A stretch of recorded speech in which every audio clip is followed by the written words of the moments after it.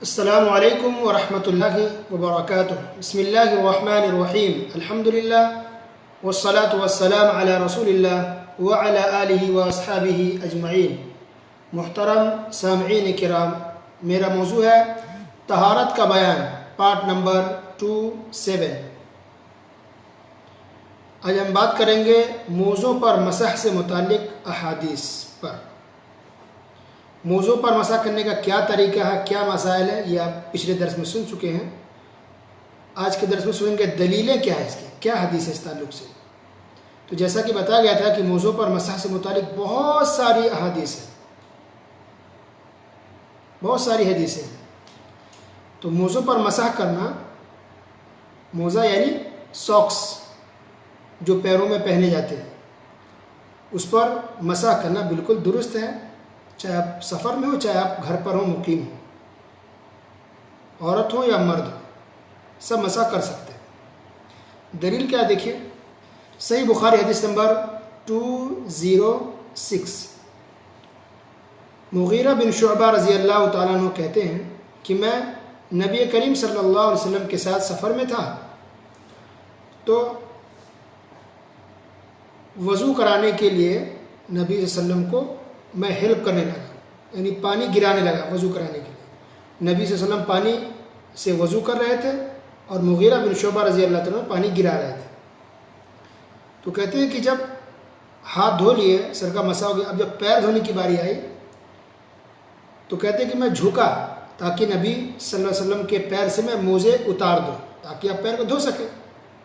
تب آپ صلی اللہ علیہ وسلم نے ارشاد فرمایا دعہما فإنی ادخلتہما طاہرتین، کہ رہنے دو، چھوڑ دو، مت نکالو موزے کو، اس لیے کہ میں نے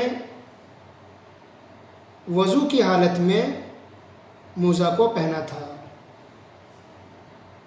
پھر وَمَسَحَ عَلَيْهِمَا، پھر رسول اللہ صلی اللہ علیہ وسلم نے موزوں کے اوپر یعنی ساکس کے اوپر مسح کیا۔ تو اس سے کیا پتہ چلا کہ ہم موزوں پر مسح تب کریں گے جب ہم نے پورا مکمل وضو کر کے وضو کی حالت میں ہم نے موزے کو پہنا ہو۔ اس کے بعد جب دوبارہ جب کبھی ہمیں وضو کرنا ہو تو پھر موزہ اتارنے کی ضرورت نہیں ہے، بلکہ اوپر سے مسح کر لیں گے۔ تو ناپاکی کی حالت میں موزہ نہیں پہننا ہے، ویسے پہن سکتے ہیں، پہننا چاہ کی مرضی ہے، لیکن جب تک موزہ پر مسح کی بات ہے تو پاکی کی حالت میں باوضو ہو کر کے آپ موزہ اگر پہنیں گے تب اس کے بعد آپ موزے پر مسح کر سکتے ہیں۔ ٹھیک ہے، تو رسول صلی اللہ علیہ وسلم نے کیا کہا کہ میں نے پاکی کی حالت میں، باوضو کی حالت میں میں نے موزہ پہنا تھا، لہذا موزے کو مت نکالو، اور آپ صلی اللہ علیہ وسلم نے موزے پر مسح کر لیا۔ یہ جو سفر تھا یہ غزوہ تبوک کا سفر تھا، جو کہ رجب کے مہینے سن 9 ہجری میں پیش آیا تھا۔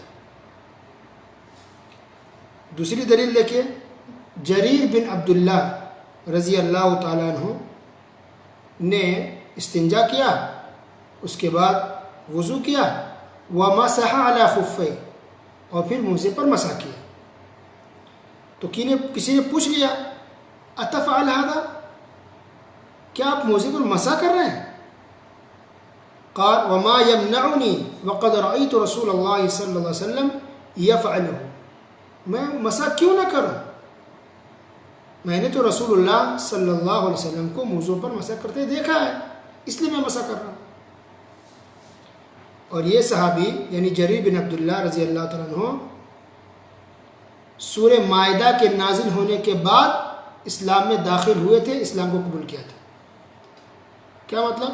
یعنی سورہ مائدہ کے اندر اللہ تعالیٰ نے وضو کا حکم دیا اور وضو میں پیر دھونے کو کہا ہے، تو اس صورت کے نازل ہونے کے بعد یہ صحابی اسلام لائے تھے، اسلام میں داخل ہوئے، تو پتہ چلا کہ یہ حکم منسوخ نہیں ہے، وہ اپنی جگہ پر ہے۔ جب انسان موزہ نہیں پہنا ہو تو پیر دھوئے، جیسے قرآن میں حکم ہے، لیکن کوئی انسان موزہ پہنا ہو تو مسح کرے، تو کوئی حکم منسوخ نہیں، یہ بھی ہے وہ بھی ہے، یہ بتانا مقصد یہاں پر۔ تو جریر بن عبداللہ رضی اللہ عنہ نے خود کہا کہ میں تو سورہ مائدہ کے نازل ہونے کے بعد اسلام قبول کیا، اسلام میں داخل ہوا، تو یہ حکم منسوخ نہیں ہے، جیسا کہ بدعتی لوگ دعویٰ کرتے ہیں کہ وہ منسوخ ہو چکا ہے اور موضوع پر مسح نہیں کر سکتے، یہ غلط بات ہے۔ موضوع پر مسح آج بھی ہے اور قیامت تک ہے۔ تیسری دلیل دیکھیے، صحیح مسلم حدیث نمبر 276. شریح بن ہانی عائشہ رضی اللہ تعالیٰ عنہ کے پاس گئے تاکہ موضوع پر مسح سے متعلق سوال پوچھ سکے. تو جب پوچھا انہوں نے تو عائشہ رضی اللہ تعالیٰ عنہ نے کہا کہ جاؤ علی رضی اللہ تعالیٰ عنہ سے پوچھ لو.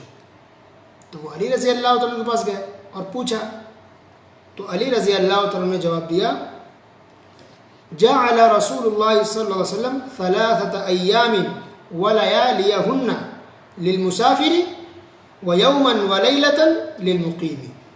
کہ نبی صلی اللہ علیہ وسلم نے مسافروں کو 3 دن کی مدت رکھی مسافر کے لیے کہ وہ موزے پر مسح کرے 3 دن اور 3 رات تک مسافر. اور جو مقیم ہے یعنی جو مسافر نہیں ہے گھر پر ہے گھر کے آس پاس ہے تو وہ 1 دن اور 1 رات تک موضوع پر مسح کر سکتے ہیں. یہ دلیل ہوگی اس بات کی. اب اس حدیث سے کئی باتوں کا پتہ چلتا ہے.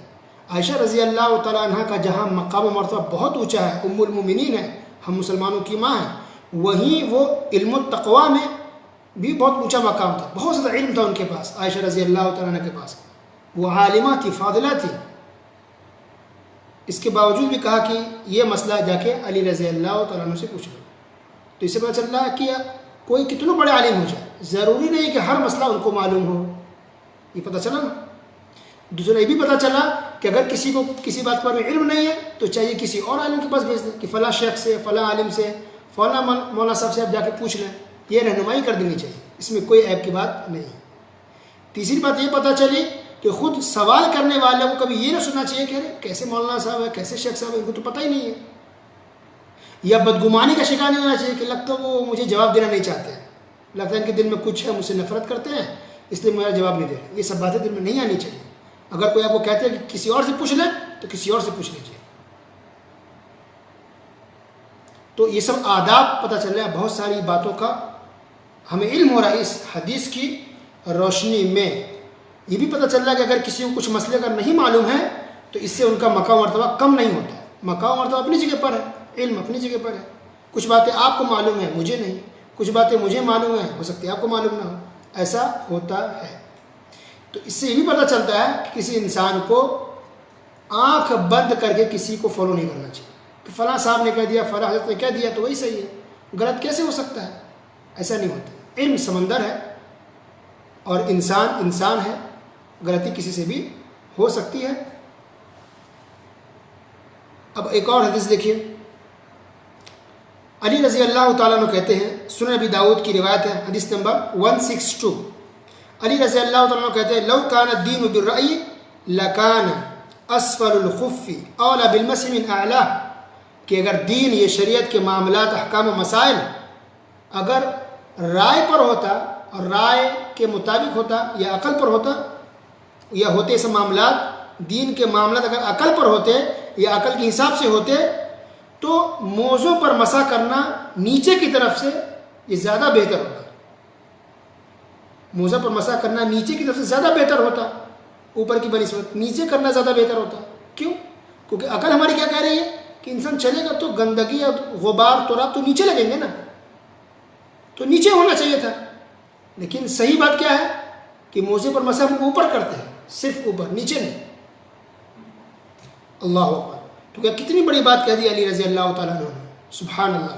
گویا ہم عقل اور اپنی رائے ہم دین میں نہیں دے سکتے، بلکہ دین شریعت میں ہمیں وہ کرنا ہے جو قرآن حدیث میں بتایا گیا. بس آپ کی کیا پسند ہے، ہماری کیا پسند ہے، ان کو کیا لگتا ہے، ان کو کیا اچھا لگتا ہے، ان کو کیا برا لگتا ہے، یہ معنی نہیں رکھتا ہے. دنیاوی معاملات میں اپنی عقل چلائیں، گھر بنانے میں، کپڑے خریدنے میں، یا جو کچھ آپ کے معاملات ہوں. لیکن دین کا مسئلہ ہے، قرآن میں کیا لکھا ہے صرف وہ دیکھیں، حدیث میں کیا لکھا ہے صرف وہ دیکھیں. کسی کو اپنی عقل یا اپنی رائے دینے کی، اپنی عقل استعمال کرنے کی ضرورت نہیں. تو قرآن و حدیث میں جو باتیں لکھی ہے اس کے حساب سے ہم کو چلنا ہے. رب نے کیا کہا اور رسول اللہ صلی اللہ علیہ وسلم نے کیا کہا اس کے حساب سے چلنا ہے. تو کاش کے لوگ اس کو مانیں، اس کو چلیں، اس کو فالو کریں، ان اہم باتوں پر عمل کریں. سبحان اللہ. تو پتہ چلا کہ موضوع پہ جب مسح کریں گے تو صرف اوپر کریں گے، بس نیچے نہیں. تو کلیئر ہے، ہر باتوں کی دلیلیں الحمدللہ تقریباً لگ بھگ ہو گئی. اللہ سبحانہ تمام مسلمانوں کو سننے کے ساتھ ساتھ عمل کی توفیق عطا فرمائے. آمین. وصلی اللہ علی نبینا محمد.